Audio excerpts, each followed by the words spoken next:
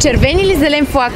Той е красив, чаровен, ама кара стара, не толкова поддържана кола. Ред флаг ли е? Не мисля. Грин флаг е, защото реално си е взел тази кола, да, ако я блъсне, нали, така мисливо за в бъдеще.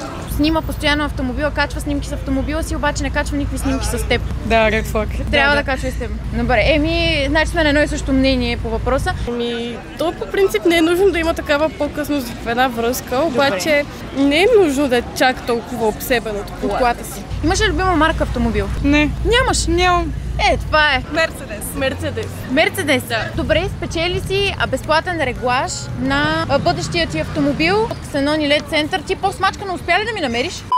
Ето, заповядай. Благодаря. Това е автомобил преди, а това е след поставянето на LED кружки от Xenon LED Center. Посетете на нашите обекти.